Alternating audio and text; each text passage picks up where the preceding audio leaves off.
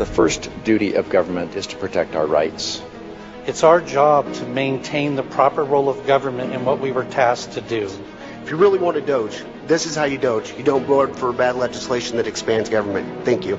Now we're talking about taxpayer money, and we're talking about accountability. It is their money. This isn't a government program we're actually spending on. We're actually giving it back to the people of Idaho. There's other options for making our ballots more secure, such as using watermarks or putting holograms on the ballots. And I think that that's what we need to look at more, is trying to get back to what we used to be, where our churches and our families took care of each other instead of relying on the state.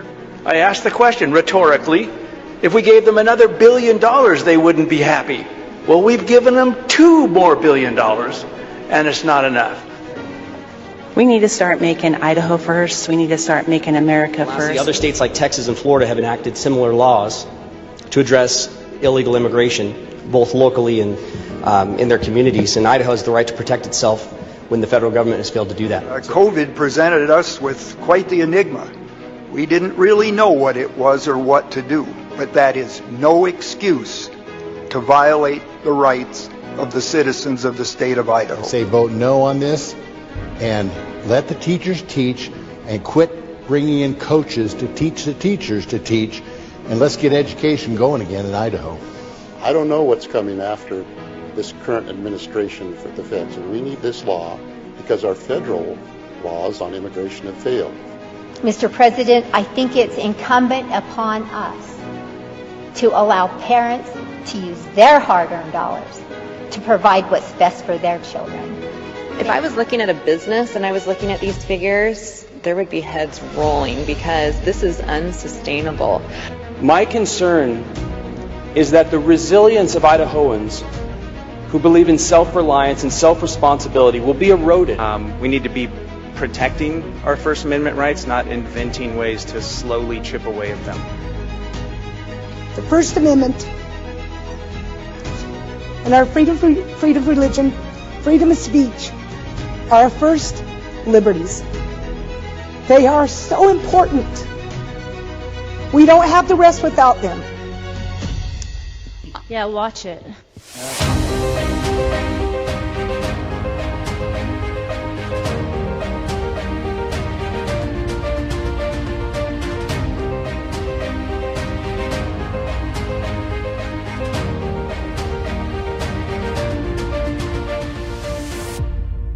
Well, good morning out there, everybody. It is February 6th, 2026. It's the Friday show. Welcome to Idaho Signal.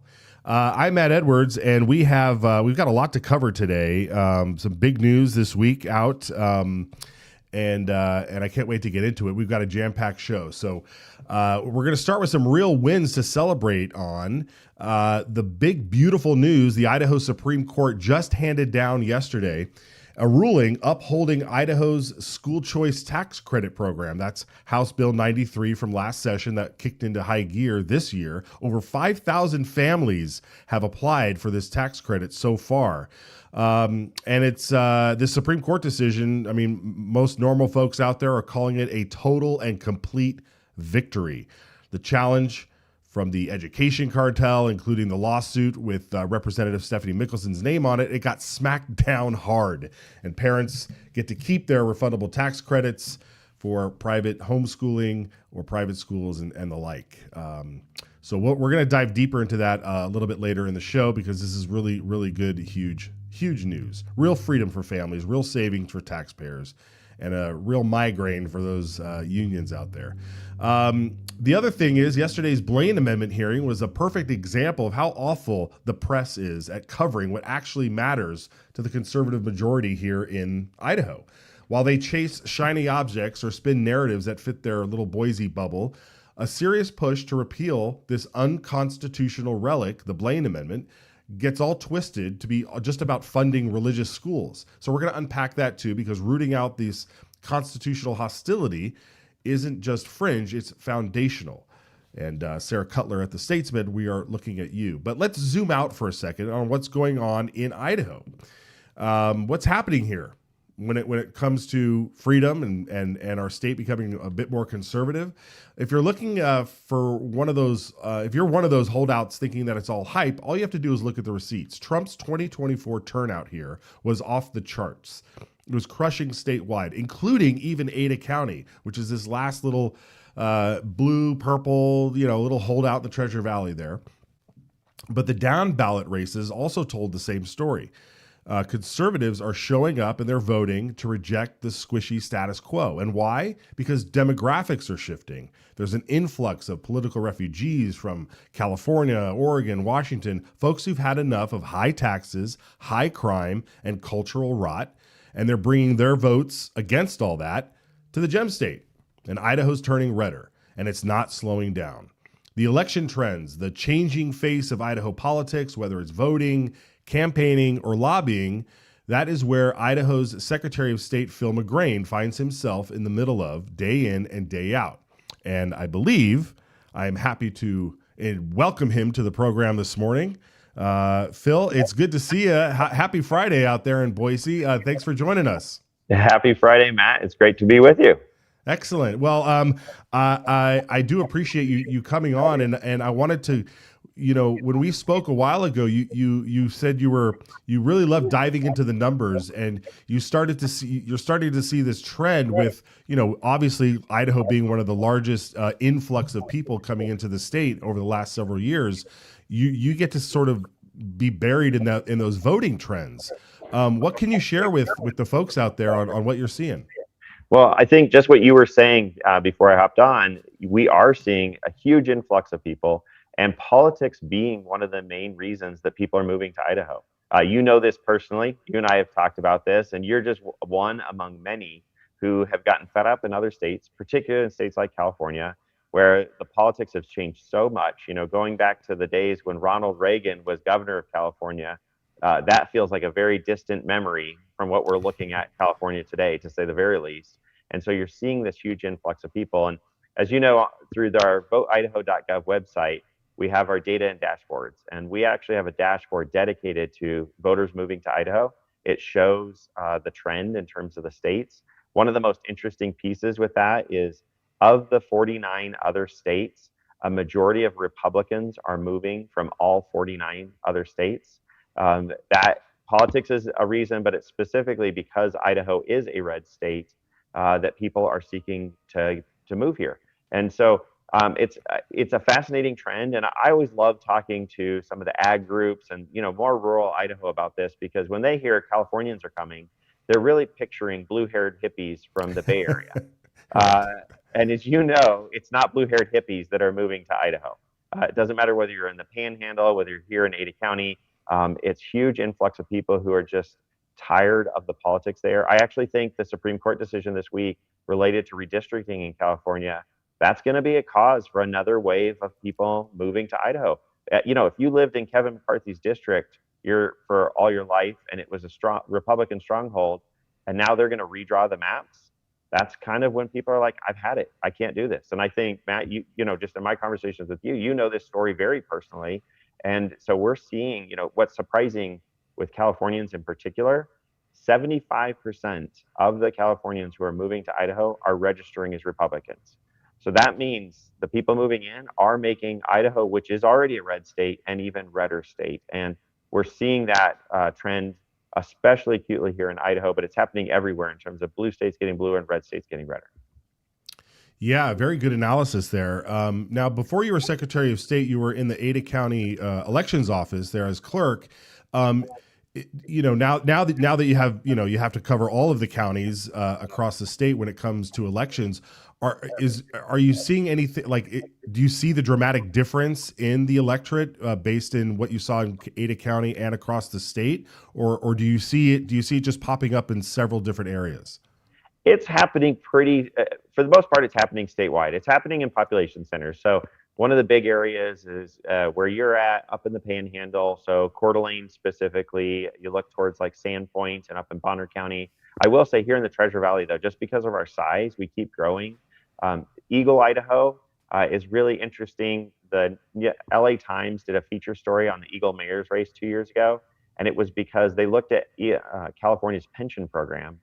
And the 83616 zip code is the #1 zip code in the United States for California public dollars. And that's because of all these, retired cops, retired firefighters, public works folks who are coming here to escape the system that they've seen in California. It's interesting. Rural parts, though, they're not changing nearly as much. Its population centers continue to grow more. And I think that's one of the trends we're going to watch as a state as we grow up, like other states have, is that balance between the urban and rural areas here as well. And then let me ask you about turnout. Is the enthusiasm to vote? Have you seen turnout rise, or does it kind of just fluctuate at normal trends, even though the population's higher? I've definitely seen a lot more political activity, especially people. If politics motivated you to move, you're going to be engaged. New voters coming in are engaged. In terms of overall numbers, we're still going to see a high turnout in November. I think the big challenge here is so many races are going to be determined in the primary.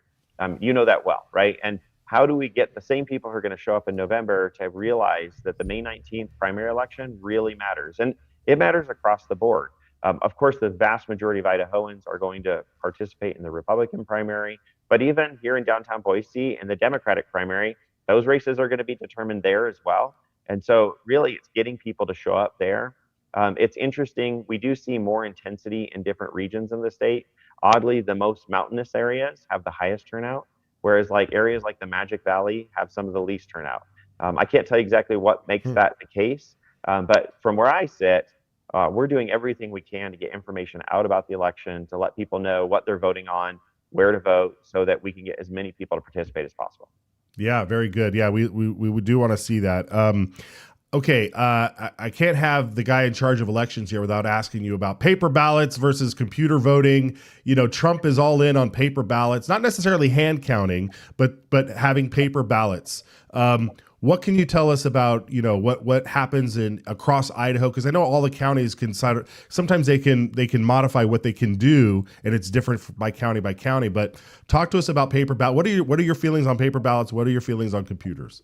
Yeah, absolutely. Election integrity, hot topic, has been. I've spent my career working in this space. I think one of the things we have for those who are really interested on our website is we have details about election security related to Idaho and our 12 principles. But part of that is every Idahoan does vote on a paper ballot. That's one of the important things. The paper ballot is the official record of your vote. So whether it's when we're doing our post-election audits, which we do after every primary and general election, or if we do a recount because of a really close race, we look at the specific paper and the markings that the voter made. That is the official record. And I think that's an important part. And really almost everywhere nationally is this way. There are some holdouts like Louisiana and some other states, but really everybody at this point should be using paper ballots. Now, many of those ballots are still counted by machines. Part of our role is to oversee and test and certify the equipment to ensure that those machines are working properly. But a key part of the transparency too is letting voters see the process, making sure it's open. We do testing on machines and let the public come in and make sure we're not just checking it works, but anybody who's really interested can come in and make sure it's working as well. Yeah, and then finally, when you look across the country at other states and the issues that they've had and the sort of like red flags and things that people have genuine questions about vote switching or tallies jumping dramatically like they did sometime during that when all 6 states went down at the same time or something during the 2020, like when you see that kind of thing, where do you put Idaho in that? Idaho's done an exceptional job. I think historically we've done a good job, but we've made such an investment into beefing up our system, especially following the 2020 election, both making it more transparent, but adding in things like the post-election audits, making sure that voters have the information to do it. And I would say most notably right now, a big topic that I've been very engaged in is just voter list maintenance. So Idaho was one of the first states to go through with the Only Citizens Can Vote Act, where we checked every record on Idaho's voter rolls to make sure there are no non-citizens. And I can report we did identify some and have been working with the U.S. Attorney's Office to prosecute those individuals. But the number, we ended up having 11 cases out of over 1 million registered voters. That shows our system's working, and we keep adding more requirements. Right now in Congress, there's discussion about photo ID requirements. Idaho has a photo ID requirement. I've been advocating with Crapo's office to add a USA designator to all real IDs, just to help us improve the system, make sure we can all verify that it's easy for people to vote who are here and eligible and legal, but making sure no one who's ineligible can vote in our system. So we're ready, standing to make sure that this election cycle is going to go smooth. The 2024 cycle was a great success, so much so that I was called to Congress last year to testify about Idaho's successes nationally. I hope that that happens again because we continue to lead the way across the country in how to conduct elections. All right. Well, that sounds good. Okay. Well, what's your office working on right now? You got any messages out there for everybody? No, I think the big thing is for our office, we're as busy as it gets getting ready for the primary. This is where our office does all the preparation for candidate filing. The end of February is when candidate filing begins, so February 23rd for anybody running for statewide legislative office. At the beginning of March will be all the local offices, county and others. One of the great things, for the first time, we'll have online candidate filing for anybody running for any office in the state of Idaho. So whether, I'm sure like some of your viewers running for precinct committeeman, or if you're going to run for a county seat or legislative seat, you can do that at voteidaho.gov. We continue to improve our website to provide not just demographic information about voters, but also just making it easy for both candidates and voters alike to get the information they need to make sure they're taking part in the process. All right, fantastic. Well, Phil McGrain, where can people follow you online or keep tabs on the rest of your work? I always steer people. Voteidaho.gov. It's your one-stop shop. We have a social media presence. We're always pushing. We'll be pushing candidate filing information this month, and you'll see us really active trying to make sure people are aware how they can vote, where their polling place is, what's going to be on their local ballot for the May election. You can view your sample ballot there, everything. Voteidaho.gov. Doesn't matter what part of the state you live in. It's your one-stop shop for voting information. Okay, fantastic. Well, Secretary McGrain, thank you so much for joining us. We'll check back in with you maybe after the primary when you're done. All right, sounds great. Thank you for having me, Matt. Yeah, take care. Have a good one. Excellent. All right. Well, it's good to have the secretary on here. I think he's our first statewide official who's joined us on the program. So that's very good. We do have another one in the works. Hopefully next week we'll have some stuff coming up.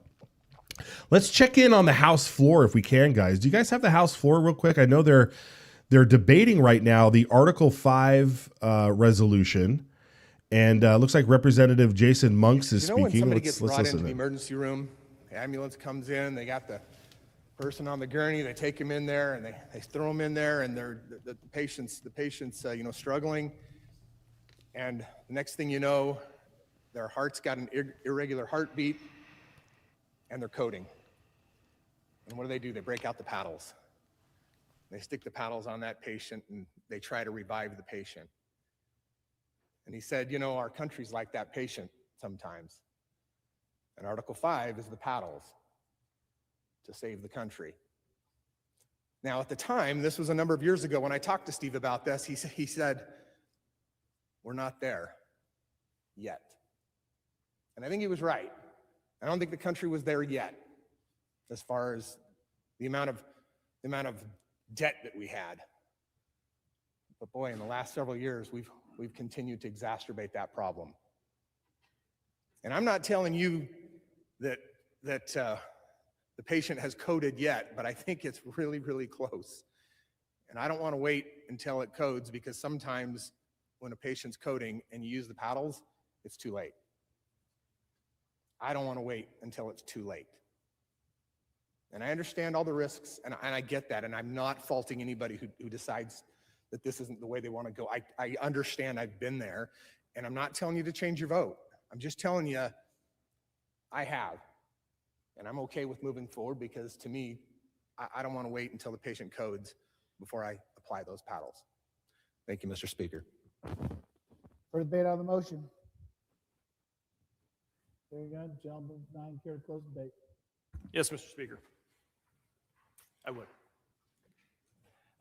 Ladies and gentlemen, thank you for the heated and I guess heated maybe is not the right word, the very informational debate. Everyone has a great opinion about this, and I know we all really care about our Constitution. What struck me was at least a couple things. I think, I think the Burger Court was mentioned by some of our good folks. But don't forget, the Burger Court was the most liberal court in history that brought us Roe versus Wade. I don't know if that's somebody we really should want to rely on when we're starting to decide this. But what I think the good gentleman from 30 What overcame that burger court was our good President Reagan, who actually came to our state in Idaho when he was a governor to push for this very thing. This very thing. And I know he's a hero of mine and a hero of each and every one of the good conservatives here with us today. The one big contention that I took away from each and every opponent of this was the fear of a runaway convention, the list of horribles, or the horrible things that could happen if for some reason, this gets to a convention.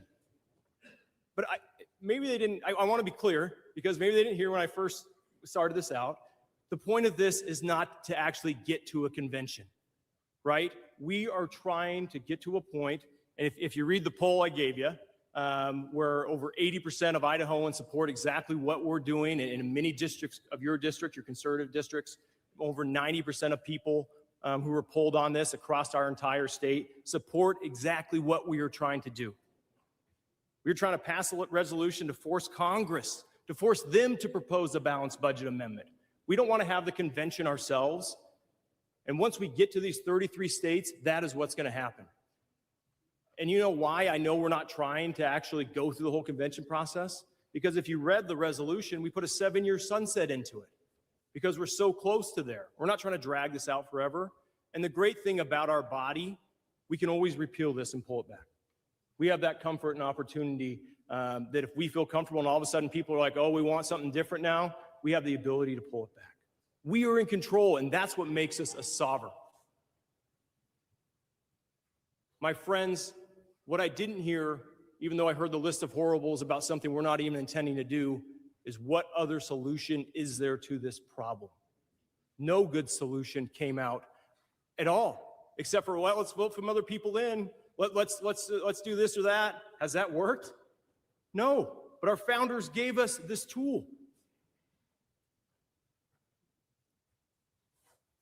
My friends, doing nothing is not a plan, and hope that it somehow gets better is not a strategy. Today, you have the ability, right here, right now, to tell Congress exactly what they need to be doing, exactly what they should be doing. And they should be passing a balanced budget amendment and sending it back to the states for ratification, and that's exactly what this will do. I urge your green light, and I yield my remainder of my time. I do not yield the remainder of my time to the gentleman 14, but I urge your green light on this resolution. Thank you. Thank you, gentlemen. Debate is closed. Question is to House Concurrent Resolution 25, pass the House.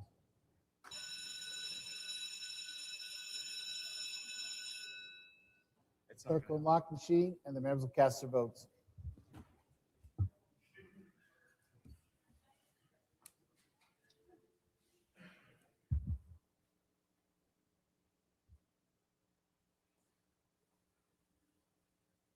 Has every member voted?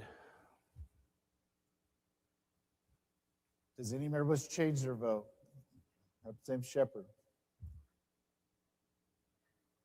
Clerk will lock the machine and report the pairs. Pickett votes aye. Hawken votes nay. Rain 12 votes aye. Healy votes nay. Vanderwater votes aye. Thompson votes nay. Wheeler votes aye. Hostetler votes nay. Wahanka votes aye. Kaler votes nay. Berman votes aye. Church votes nay. Daggert votes aye. Green votes nay. 36 ayes, 34 nays. More than a majority having voted in favor of House Concurrent Resolution 25. House Concurrent Resolution 25 is passed the House. Is there correction of title? No correction of title. Hearing none, the title is approved, and the concurrent resolution will be transferred to the Senate. Gentlemen, 22. Thank you, Mr. Speaker. I move that all remaining bills on the third reading calendar hold their place until Monday, February 9th, 2026. All right, well, there you have it, folks. The first step of the Article 5 convention resolution to propose a balanced budget. I don't know if term limits are a part of that on this one, but there you have it. It passes by one vote. I mean, 2 votes, it looks like, but if one person went to the nay, it'd be 35-35, and it would have failed. So it passed by one vote. 36-34, and it now heads over to the Senate. So There you go. A lot of discussion on this Article 5 convention stuff. A lot of discussions. We heard some of that, the closing debate there. What we'll probably do is clip out the entire debate and make that available online for you all to watch as well. So you can catch up on that later. I believe, did Brian Allman just pop his head in here? Do we have Brian? If so, let's bring him in for a little bit of analysis before we go to a break. Is that true? Hey, Brian, good to see you. I'm here. Yeah, excellent. Yeah, you were just in the gallery there watching some of that debate. We only carried a portion of Monk's and then who was that? Schertz's closing debate. What did you think of the debate on the floor on Article 5? Well, it's a strange issue. I think everybody in there agrees that we have a spending problem at the federal level. Everybody agrees that the Constitution is sacred and we got to protect it. And then you get this divide, and it's a divide that crosses some interesting lines. You have a lot of conservatives and Democrats who are worried about the unintended consequences of this, but then you have, other conservatives as well as people who I would characterize as more moderate who are saying, hey, we got to do something, and this is definitely something, so let's do it. And obviously it was very close. It passed by one vote, like you said. If one had flipped, then it would have failed. So now it's on to the Senate, and the debate continues. Yeah, very fascinating, and we'll like I said, we'll play a lot of this stuff later and hear some of the debate. But I've been getting emails, I've been getting a phone call. Did we play something on the air that had to do with Article 5? I mean, there's a lot of folks out there. There's also several organizations who are proposing different things. I mean, this one is specifically just for a balanced budget amendment, correct? There's another one out there that's also calling for term limits. Right, there's a House Concurrent Resolution 23 was actually proposed before this one, which is why it has the lower number. But it's for term limits, but it's the same idea. Call a convention of states, get Congress to do that, and I think the idea there is just the same as this one, as Representative Schertz said, to pressure Congress to do it itself. Now that this one has passed, I would expect that HCR 23 will start moving because now they've seen where the votes are. Right. Yeah. I guess so. But then maybe you'll see people switch because they say, well, I think a balanced budget is going to be a very tricky thing to handle. And then they'll switch their vote to say yes or no to who knows? But only one can tell in this situation. All right. Well, Brian, I think what we're going to do is, if you can, stick around. We're going to go through some stuff that happened in JFAC this morning. We also had a bunch of committees in session yesterday that had some bills come through that we want to share with folks. So let's do this. We'll let you go. We'll let you go set up somewhere more comfortable, and then we will head back to you in after the break. So, folks, real quick before we go to that break, I just wanted to share with you this article that the Statesman, excuse me, the Idaho Statesman put out last night regarding the hearing on the Blaine Amendment. Yesterday in the State Affairs Committee, we had this hearing on the Blaine Amendment, and the Idaho Statesman was in the room. Brian Allman had told us that Sarah Cutler was there. Sarah Cutler apparently just left the hearing, and we thought, well, did she or did she not get any statements from the folks in the room?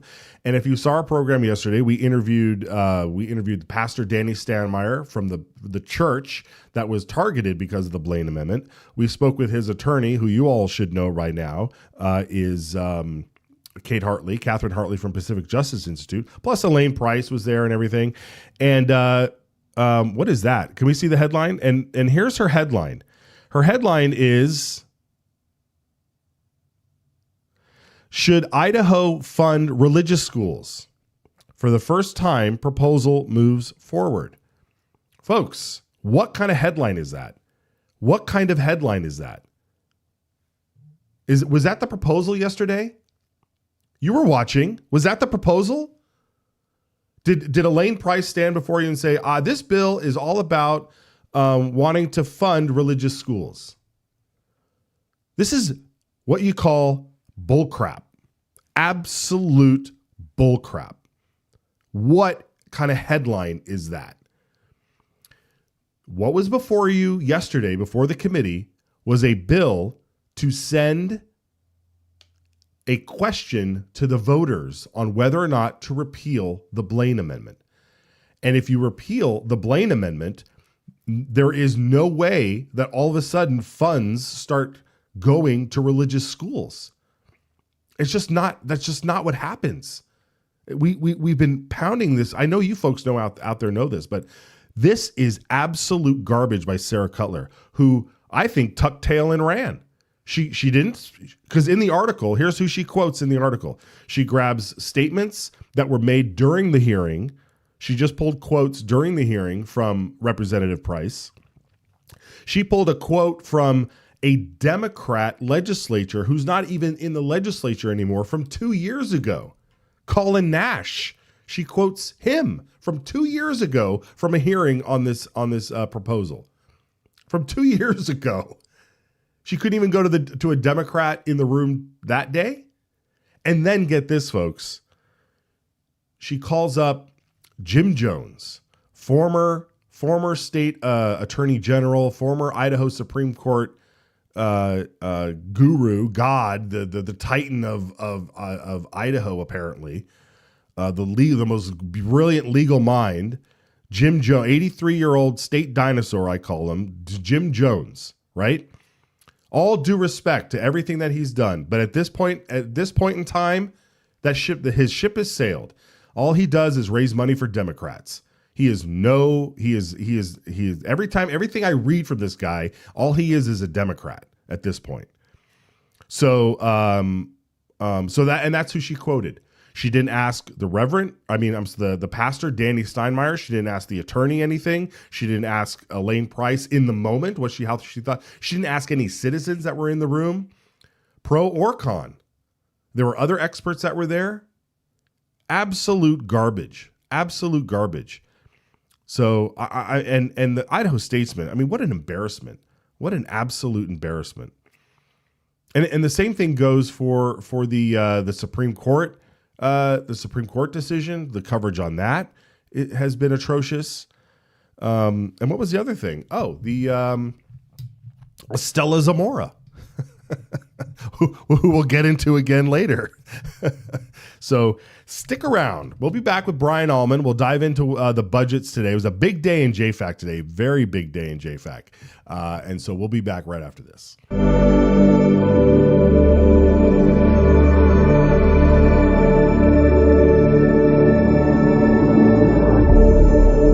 That's exactly what happened. You want to pull the tape? You can pull the tape because we now got video. Idaho is the dirt under your fingernails after an honest day's work. Idaho is the hug around your neck when your daughter spells her first word. Idaho is the written word of the law, steadfast and impartial, guarding liberty for all. Idaho is the family rifle passed down, a legacy of protection and the right to stand firm. Idaho is the echo of your own voice, unshaken and free, standing tall among a world silenced. Idaho is the home that's built to weather storms, not empty wallets. Idaho is the quiet trust between a patient and healer, unbroken and sacred. Idaho is the hymn carried by the Spirit, gathering neighbors together in faith and purpose. Idaho is the laughter around a campfire, a family's bond growing stronger with every word. Idaho is the pioneer's will, firm and clear. We govern ourselves, free and unbound. Idaho is what America was. Let's keep it that way. Ask your legislator to sign the Citizens Alliance of Idaho pledge to preserve our shared values. We ride together. Hello, folks. Welcome back to the program here. We got a question here. I thought they were voting on getting rid of vehicle registration stickers. And yes, that is going to be up soon. It was on the second reading calendar today in the House. Bills get voted on when they reach the third reading calendar. So the process is once a bill makes it to the floor, it has to go through at least 3 days where it's available so that everybody can read it and everybody can catch up on. Bills don't just rush to the floor right away and then get a vote on. They can suspend the rules occasionally to speed up the process, but generally speaking, a bill will sit on a reading calendar. It will sit on the calendar for 3 days until it's voted upon. So today was the day that it's on the second reading calendar. On Monday, it'll be on the third reading calendar. That doesn't necessarily mean it will get voted on Monday, but at least it will be available to be voted on as early as Monday. So there you go. And thanks for asking the question, or at least voicing your concern. Okay. All right. Let's bring Brian Allman back in here. Brian, we got some news, right? What's happening over there in the Senate? Yeah, so you mentioned bills that will sometimes be pulled from the second reading calendar. Well, sometimes there's a bill that they just want to get through in a hurry, and the tax conformity bill is one of those. It left its House committee on Monday morning. I think by Tuesday it was voted on in the House. They pulled it from the second reading calendar for a vote, which they can do with either unanimous consent or an actual motion. And it passed over to the Senate. Yesterday it passed the Senate committee, and every one of those votes was party line. Republicans were supporting the tax conformity bill to conform our state tax code to the federal government, especially the changes in the one big beautiful bill. And then it was on the Senate second reading calendar today. Well, they pulled it again for a vote. They really want to get this through. And I just saw a tweet from Senator Phil Hart saying that they have passed it. I don't know the vote count, but if I had to guess, I would say it's probably party line. So it is now headed to the governor's desk. I know they wanted to get that done quickly so that, one, JFAC would have solid numbers for how much of a revenue hit it's going to be, because they're not going to get as much revenue as they might have expected because of these tax cuts. And also, so citizens and taxpayers and tax preparers can have the certainty of knowing how they're going to file their taxes, which we're doing right now, of course. Yeah, so that was very important to get through today, and let us know exactly where we are so we can get a move on with our ritual here in this country of sending our money to the government, or hopefully getting it back wherever you sit. All right. Well, this morning in JFAC, Brian, today was the day to cut, right? I mean, it was. They've been building up for weeks now, and today was the first day where they actually had some action items to decide on some cuts. Yeah, and unfortunately, Idaho Public Television seemed to have some technical difficulties throughout a lot of the committee hearing rooms today. So we don't have a lot of footage, or at least a lot of footage that makes sense in the context of what we're discussing here. But we do have one, and I want you to set this up a little bit. It appeared that Senator Kevin Cook was voicing some concern over all of the work that they had done in their individual working groups over the break and at the early part of the session. Can you kind of give us a little bit of explainer of that? Yeah, so the big philosophical question, I guess you could call it, in JFAC this year is, how do we actually handle these cuts? I talked to several people on the committee who think that just a straight cut across the board for most all government agencies makes the most sense. It's, last summer, the governor ordered 3% holdbacks in everything except K-12 education. He says, okay, we've got a revenue problem. We're not going to have enough money. Instead of picking and choosing, I'm just going to cut the budget, and you guys figure out how you're going to manage that. So that was one thought, that we could take the governor's 3% cuts, maybe even add some more. The JFAC co-chairs were talking about adding 1% or even 2% on top of that. What Senator Cook wants to see is a more, I guess what they call a surgical approach. He was frustrated that they were doing the across the board cuts. He'd rather go in and say, okay, well, let's cut this budget 10%, but this one 1%. This one maybe we add something because it's really important. So it's a philosophical difference, I think, on how to handle these cuts. And I see pros and cons for both of them. Yeah. All right. Well, let's watch some of this exchange here. And like I said, unfortunately, Senator Groh's response here gets cut off, but I believe Josh Tanner, Representative Tanner, the other co-chair, was able to backfill some of that explanation as well. So let's watch these clips. Dived into those budgets months before the session began. We looked for ways to cut. We dug into it. Line by line, we looked for real cuts that wouldn't hurt people, cuts that would not come back 2 to 4 months and cost the state millions of dollars in jails and hospitals and emergency services. Members of this committee have combed over line by budget to find those cuts. I have identified myself tens of millions of dollars. And I know that I am not alone, that other members of this committee have done the same. And yet, we're about to lay aside everything that we have done, all of our work, and take a vote on a 1% or 2% across the board. Why would we do that? Why would we ignore the work that this committee has done? That approach is not precision. It is taking a chainsaw to their budget. It's not looking at accountability. We were elected as individuals to come and represent our constituents, to come here and look at the budgets, to do our job. I'm asking you, Mr. Co-Chair, to let the committee do its job, to let us do what we were elected to do. I respectfully ask that you bypass this agenda item and go on to agenda item 2. Put the committee back to work doing what we're supposed to be doing. Thank you. Thank you, Senator Cook. Appreciate those comments, and we appreciate the hard work that folks have been doing in the off session. This does not in any way prevent all the work that you've been doing to come to full fruition. So all this is doing is saying, look, there is a certain level of cuts that would be appropriate at this point in time. To do here is give that structural. We're not trying to take anything away from any working group, nor should we. Realistically, we've given the working groups a fighting chance to actually a good baseline to start from to how to actually work through these budgets. Now, within the work groups, you can adjust your budgets up, you can adjust or other things down. But in the end, we're trying to give you guys a structural balance because that's what our job is. That is what constitutionally, that is what we're required to do. And that is all we're trying to set up here.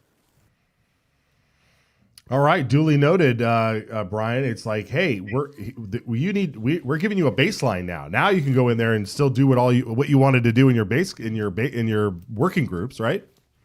Yeah, when Senator Cook said that this is a chainsaw to the budget, my first thought was, well, good. We need to chainsaw this budget. I think it's Senator Zeiderveld later, I don't know if you have a clip because we were having those issues, later points out that budgets have grown 60% over the past 6 years, and now we're getting really emotional about cutting them 3, 4, 5%. What is it about the growth over the past 5 or 6 years that is so impossible to cut that we say we've cut everything to the bone, there's nothing more to cut?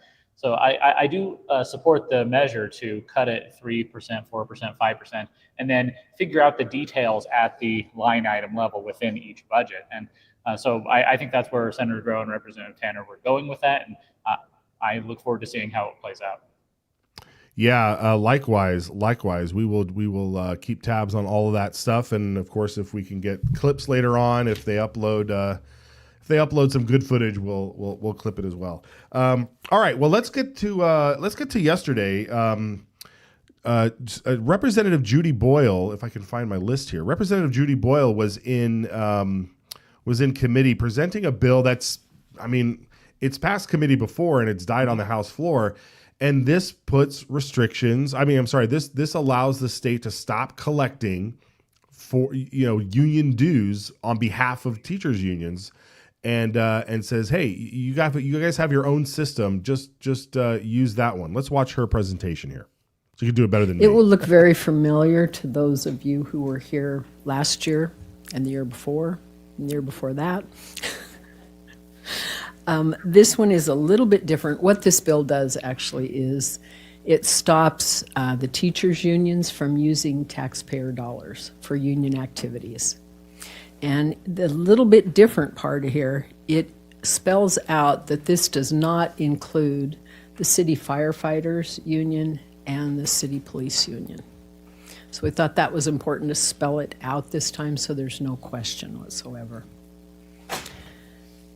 So this still allows teachers to take time off work for union activities, but their union has to pay back the school district if they do that. And it will stop the taxpayers collection of union dues at the school district. So the union will need to do that on their own. And last year, I know the union really was pushing their members to use the portal that they had, that the union had. So hopefully most of them have done that. It stops the requiring of mandatory meetings for teachers to have to go to union meetings to listen. As you know, we're a right-to-work state, so that kind of violates our law for that kind of thing. And it also prevents state agencies from having public unions. So that's a new thing too. So I would just ask if you had questions. Thank you. Representative Egbert, do you have a question? Thank you, Mr. Chairman. I do have a question, yes. Go ahead. Thank you, Representative, for being here. I was here last year, but it's still a little bit new to me, being that it didn't come through my committee. I was wondering if you could explain a little bit as to why we are treating different types of public employees differently with this piece of legislation. Ma'am? Thank you, Mr. Chairman and Representative. It is because long ago, one of our attorney generals issued an opinion that cities could form unions in their public sectors. So we're just spelling this out because it's just AG's opinion, really. Any other questions? Seeing none, Representative McCann. All right, let's cut out of this. The bill did get printed. It's House Bill 601. This was just the print hearing. And once again, here we are. It's deja vu. This comes up every year. What do you think the chances are this year, Brian? I think the chances are good this year. So this bill was first introduced a couple of years ago, and it didn't get through. Last year, it actually passed the House, but it got stymied over in Senate State Affairs, where a lot of good bills go to die.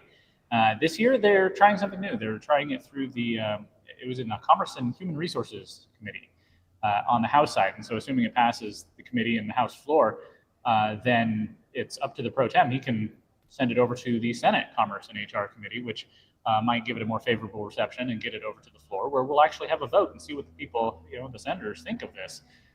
This bill is near and dear to my heart. I carried a resolution in support of this bill at the Idaho GOP winter meeting last month. It's not just teachers having their union dues deducted automatically from their paycheck. That's one thing that doesn't really cost anything, but that's a kind of a freebie, a gimme that we're giving over to the teachers unions. There's also where union bosses, some of the higher ups in the unions are given 30 to 40 days of paid time off per year to go do union activities, including lobbying at the Capitol.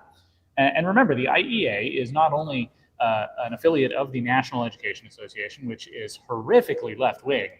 They're pushing, they are the engine of the Democrat Party as it goes full woke, full left-wing, full socialist, full, radical gender ideology.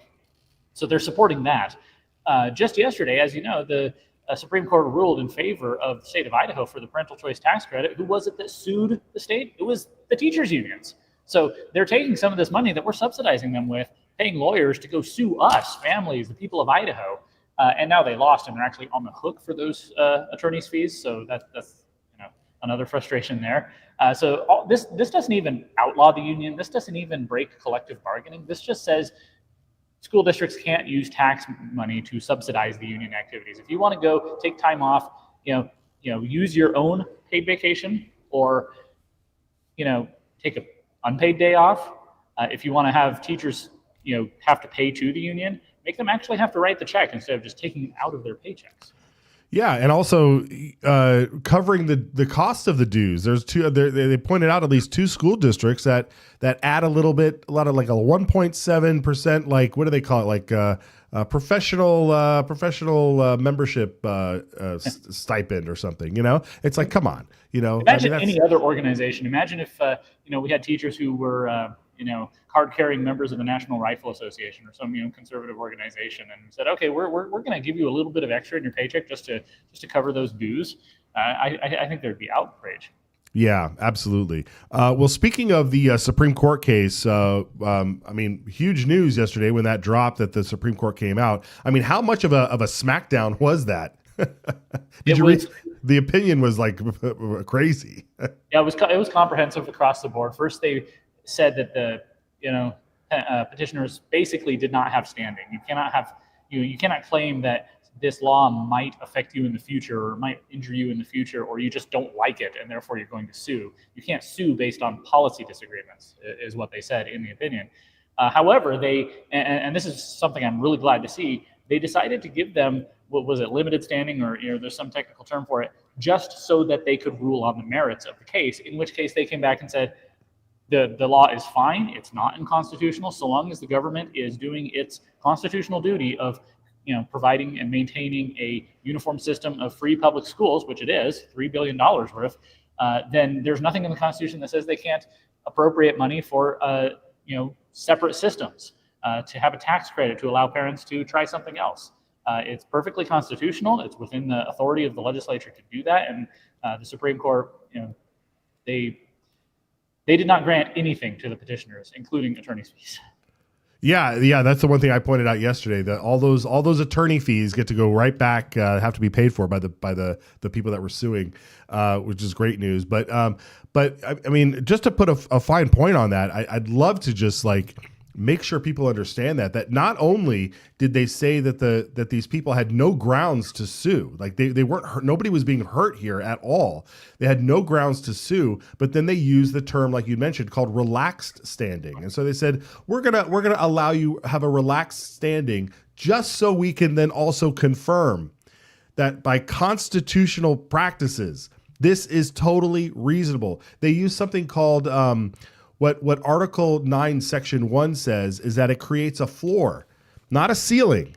It creates a floor. The legislature must do the floor aspect of education. It must provide a system of free and public schools.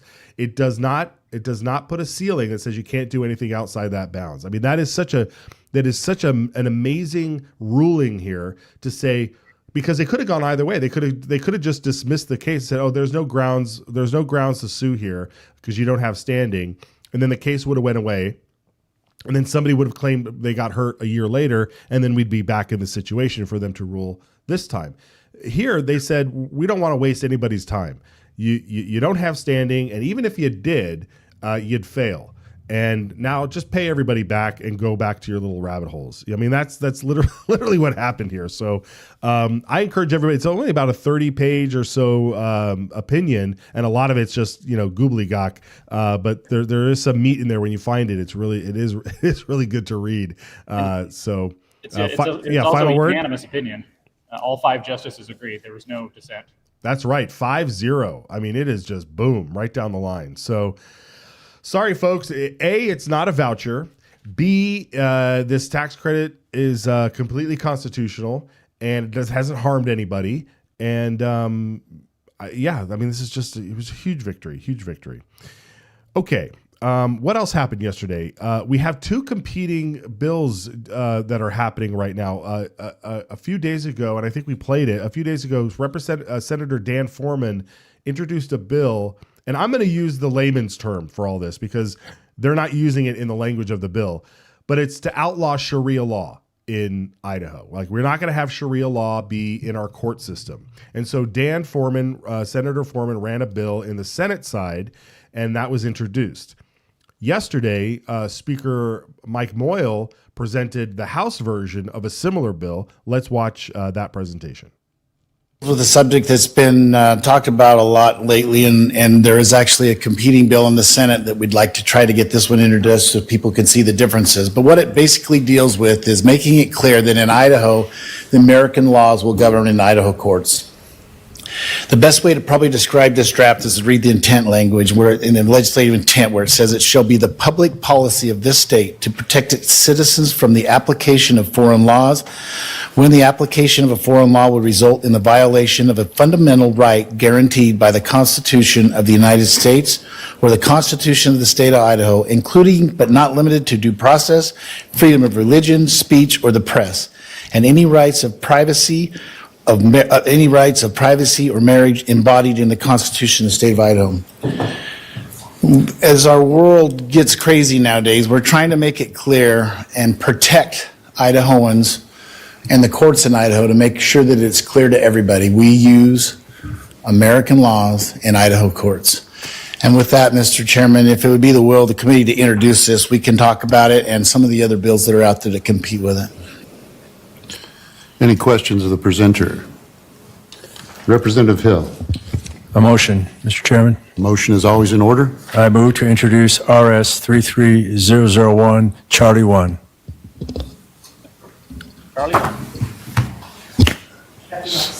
See no red lights. Yeah, C1. I know that's what you meant. Properly before the committee is RS 3301C1 with a motion to introduce. All those in favor indicate by saying aye. Aye. Any opposed? Motion carries. And it is unanimous. The motion carried there, Brian, of course. I wanted to make sure we had that Charlie bit in there. I think that's funny, man. Ted Hill. You know, you can take the boy out of the military. You can't take the military out of the boy, right? Yeah. So again, I haven't read them side by side yet, but any first impressions? It seems like they're trying to accomplish similar things, but from two different angles. The Senate version is going after laws based in religion, because you can't just target one religion and say we're not going to enforce those laws, because then, from what I've read, courts have struck that down. Whereas the House bill is going after laws that are not American in tradition, foreign laws. And so it'll be interesting to see the debate on both sides. One concern I would have with the Senate side is that if you tried to go after laws based on religion, what about laws based on Christianity, which is what our laws were based on in both in English common law and in American law. That is our tradition. So I think you got to be careful, because that might give ammunition to the left that says, well, we can't have any religious stuff in government. We've got to have that separation of church and state. So I don't know. It'll be interesting to see the debate on both sides and see which one comes out on top. This is something that we need. So I hope they get the best bill forward and get it passed. Yeah, I definitely think there needs to be something done here. There's an aspect of this is sort of like big L libertarian, where we just, government doesn't need to be involved in every little thing that we can do, or that we need, every little thing that we do in our lives. And but there's this sense of like, when you just let everything just be, which we've tried to do. Sometimes the enemies take advantage of that, and it's really hard to understand where you need to put your focus on, how you need to write language so that you don't have unintended consequences and that sort of thing. So I don't envy this position. The one thing that I do know, and if you allow me to get a little religion here, is like we need our society to turn back to God and turn back to the foundations that made this country what it is, that allowed all of these wonderful things to happen in our world that came about because of the innovation and the devotion to God and country and the love that we had as communities for each other. That's where it really we need to have that focus. You can't do that from the government level. That needs to happen, within us. But you know what? I mean, at this point, like the enemy's at the door, the gate, whatever you want to call it. And people feel like we need to do something. And I just hope all of those folks out there, the doing something isn't just, watching, it's participating. For sure. Nature abhors a vacuum. And if you're you take away the foundation of your society and your laws and your morality and figure that we're just going to go forward without any of that, well, something's going to come in and take its place. It's going to be some foreign law or foreign religious law like Sharia or something like that. And so we need to strengthen the foundation of our society, not further weaken it. Yeah. All right, Brian, it's Big Friday. What's on your plate for the rest of the weekend? What do you got coming up? What are you looking forward to next week, and where can people follow you? It's busy times. I've got a school dance with my eldest daughter tonight. And then tomorrow's a Lincoln Day up in Jim County. We're going to hear from Alex Adams, who's obviously working in the federal government now. Going to watch the Super Bowl on Sunday. But in the meantime, I'm continuing to work on all these things. I'll probably do a deeper dive into the Supreme Court decision if I have a chance later today. I know you talked to Secretary of State McRae, and I'm going to go do that now, and I'll have that out soon as well. We got elections coming up. There's only about 2 weeks before filing. Can you believe it?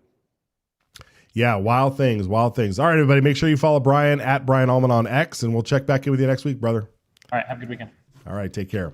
Folks, the barbarians are at the gate, and a lot of them are already in the country, and the Trump administration and ICE has been trying to get them out. And it's not just Trump. I mean, you look at you've seen these reports online where you look at like how many illegal illegal aliens were arrested under Bush, under Obama, under Biden, and now Trump is out there doing it, and it's like the worst thing ever.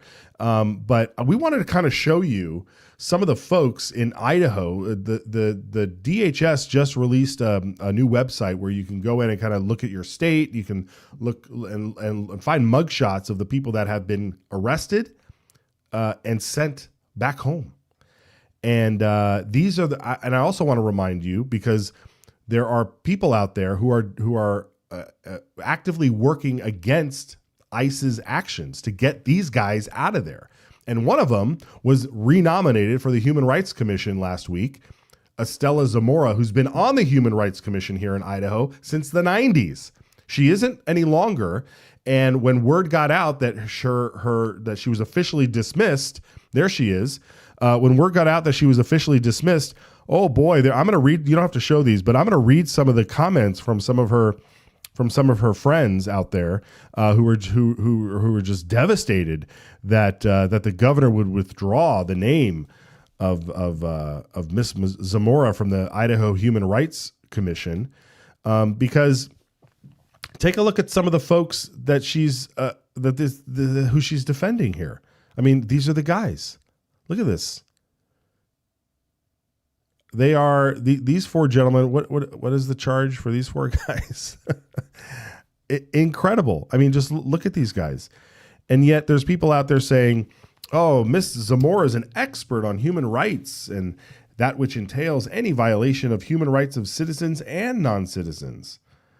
It is not the Constitution is not the sole privilege of far-right broadcasters or any of the obsequious voices channeling out their out-of-state influencers, blah, blah, blah, blah, blah. She's been a loyal public servant.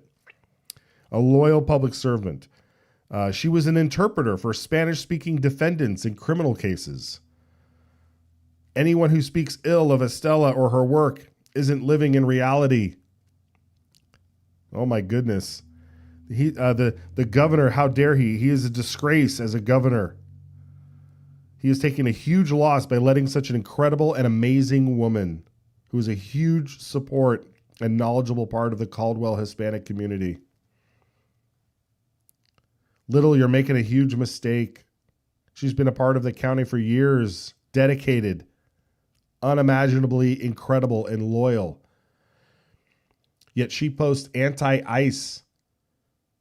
She whines online about getting rid of guys like these. This is awful. It's absolutely awful. And I mean, these are the worst of the worst that have been. You can go to this website. It's wow.dhs.gov. I love that they did wow. And you can choose, you can pick the state, Idaho, and just cycle through all of the people here. It shows you where they went back home. It's absolutely crazy. Absolutely crazy. Oh my gosh. Good riddance. Good riddance. We don't need people like that on our commissions. We don't even need that commission, you know. All right, folks, if you have your opinions, give us a call, 208. What's the number? 208-402-4915. Give us a call. Leave us a voicemail. We'll play it on the air. You know we will. I challenge you. I challenge you to do that. Also, if you are out there and you just want to hear the show using low, you don't want to use up all your data, IdahoSignal.live. Boy, it's been a long week. My talking is done. IdahoSignal.live is where you want to go. And folks, we not only did we hit 5,000 this week way early, we're almost at 6,000 this week. I mean, we just crossed the 5,600 mark over on YouTube. We got the hockey stick action going on there. And that's all thanks to you folks out there sharing the program. It is fantastic. Fantastic to do that. American Smoke Company we are presented by the American Smoke Company. This is smoked salts. I told you about that tri-tip I had last night. Holy cow. I told you yesterday that I was making one. Perfect. Used the cherry wood on that tri-tip. It was succulent as ever. Smoked salts. Get yours today at americansmokeco.com. And there's the AG announcing the win, the big win in the Idaho State school choice tax credit lawsuit. Big victory. Big victory. We'll leave you with that, folks. We'll see you next week. Have a fantastic weekend.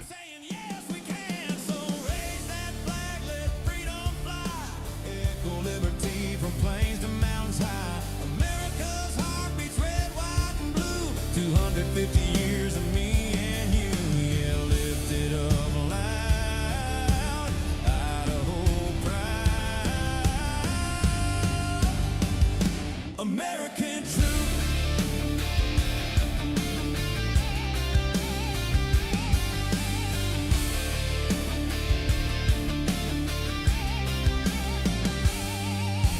Church bells rang through the valley air. It's to perpetual forever we'll sing.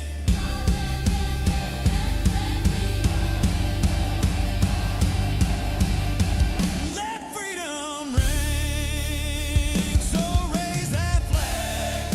Let freedom fly. Equal liberty from plains to mountains high. America's heart beats red, white, and blue. 250 years of me and you. Yeah, lift it up loud. Idaho proud. American truth.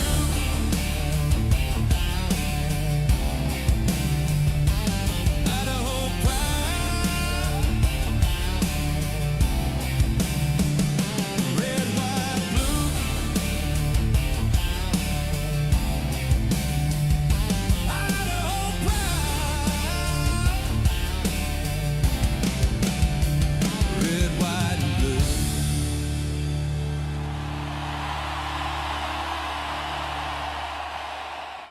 This bill, I think, it puts a stake in the ground that says we have a sovereign right to protect what's ours.